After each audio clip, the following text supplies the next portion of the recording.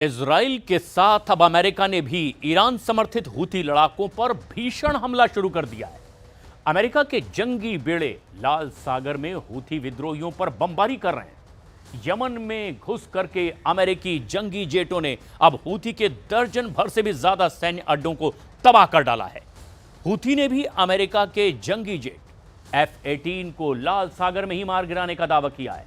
तो वहीं दूसरी तरफ अमेरिका के युद्ध में आने के बाद अब ईरान के एटम बम पर बड़ा अपडेट सामने आया है और इसके बाद नेतन्याहू ने ट्रंप को अर्जेंट मैसेज भेज दिया है।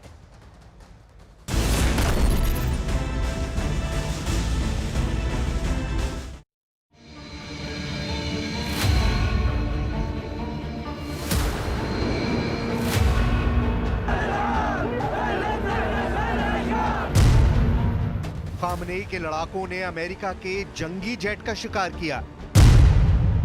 सुपर पावर के F-18 जेट को हूती लड़ाकों ने लाल सागर में दफनाया। हमास हिजबुल्ला का बदला, अमेरिका से लेगा कमांडर हूती। ईरान के एटम बम से लड़ेगा लाल टोपी वाला commander. USS Harry S Trueman के डेक से अमेरिकी जंगी जेटों का बेड़ा रात के अंधेरे में उड़ान भरने लगा।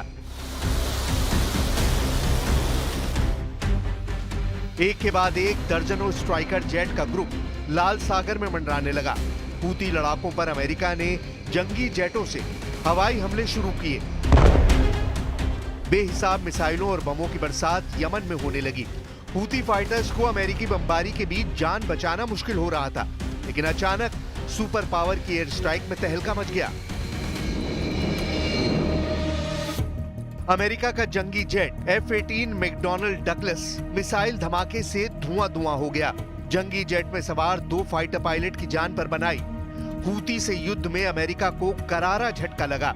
लाल सागर में अमेरिका का सुपर लड़ाका F-18 दफ्न हो गया। USS Harry Trueman وعدد من المدمرات التابعة لها بالتزامن مع بدء الهجوم العدواني مساء يوم أمس على بلدنا، ونفذت العملية ب8 صواريخ مجنحة و17 طائرة مسيرة। इसके बाद अमेरिका ने हूती विद्रोहियों पर फुल फोर्स में हमले शुरू किए। शनिवार की रात यमन के सना में अमेरिका ने इतना बारूद बरसाया कि हूती विद्रोहियों की हालत खस्ता हो गई है।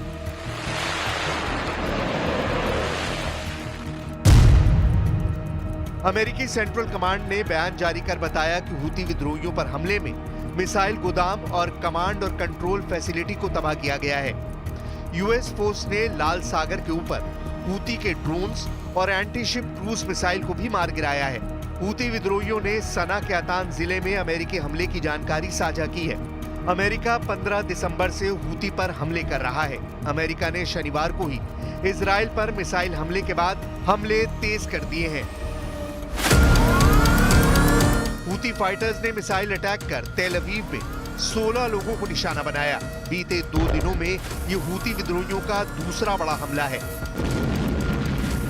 हूती लड़ाके फिलिस्तीन 2 हाइपरसोनिक बैलिस्टिक मिसाइल से इजराइल को दहला रहे हैं। हूती ने इजराइल के कब्जे वाले याफा में IDF के सैन्य अड्डों को दहलाया है।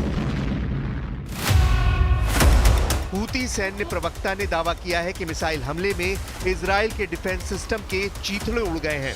هدفا عسكريا للعدو الإسرائيلي في منطقة يافا المحتلة وذلك بصاروخ باليستي فرط صوتي। अमेरिकी सेंट्रल कमांड ने इजराइल पर हमले के बाद फौरन एक्शन शुरू किया। इजराइल ने भी अमेरिका से सपोर्ट मिलते ही हूती विद्रोहियों पर तूफानी हमले शुरू कर दिए। हूती विद्रोहियों पर जॉइंट हमले के बाद यमन में हूती विद्रोहियों के समर्थन में हथियारों के साथ प्रदर्शन हुआ।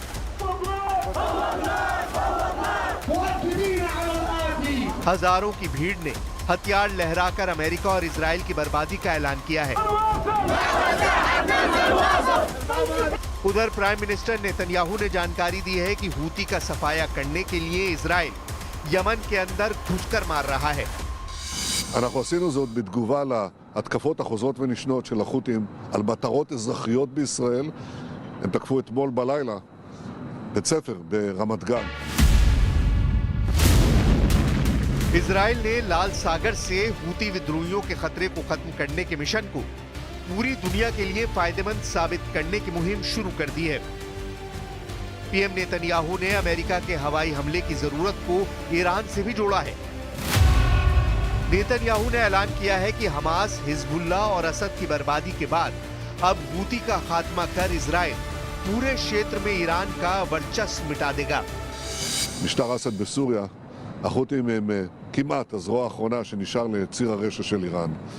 הם לומדים והם ילמדו בדרך הקשה שמי שפוגע בישראל משלם על כך מחיר כבד מאוד. हालांकि हूती विद्रोहियों से युद्ध इतना आसान नहीं। अमेरिका जैसी महाशक्ति को हूती विद्रोहियों ने चकमा दे दिया है। हूती पर हवाई हमले में अमेरिका ने अपने ही जंगी जेट F-18 को मार गिराया है। असल में हूती पर हमले के दौरान USS Harry S Truman carrier strike group के साथ guided missile cruiser USS Gettysburg भी लाल सागर में मौजूद था।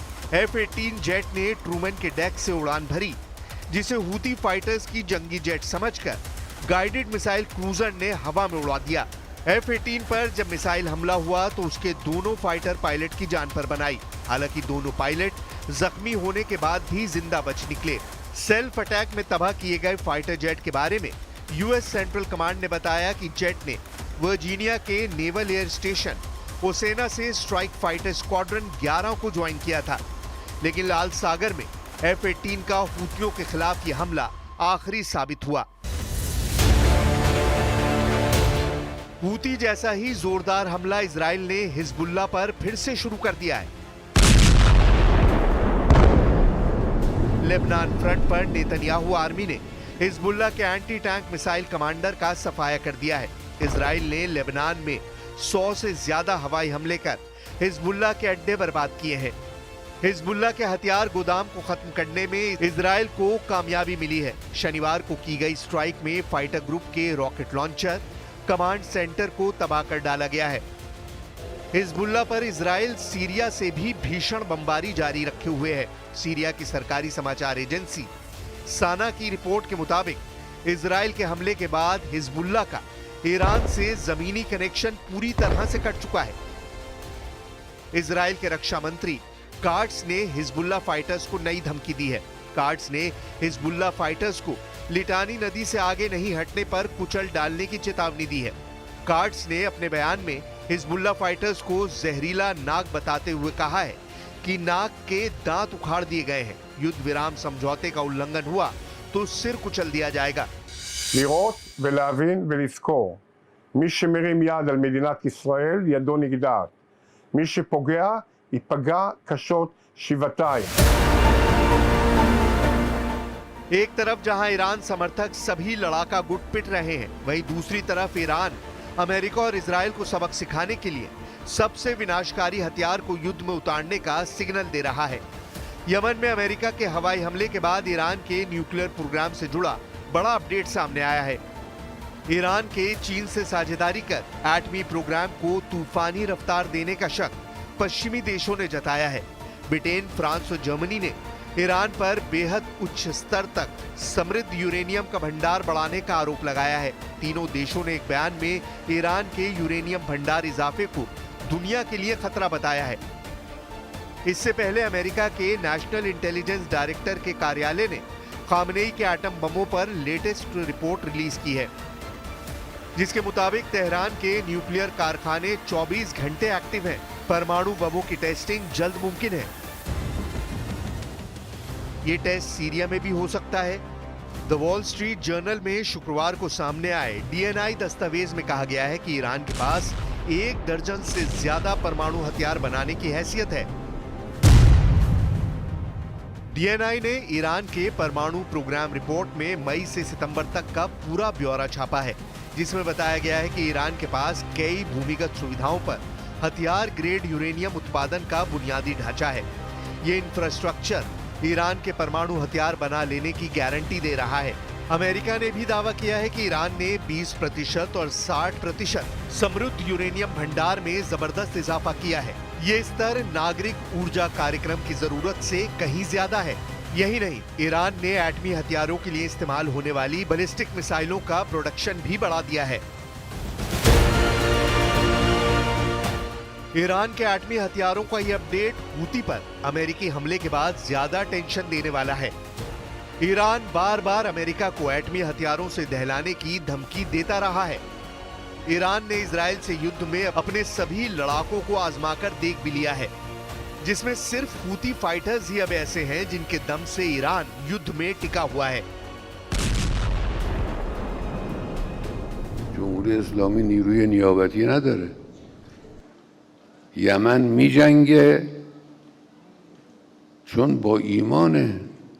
حزب الله میجنگه قدرت ایمانی او رو به میدان میکشونه. حماس و جهاد میجنگن چون عقیدهشون اونها رو وادار میکنه به این کار. اینا نیابت از ما ندارن. ما اگر یک روزی بخوایم اقدام بکنیم احتیاج به نیروی نیابتی هم نداریم.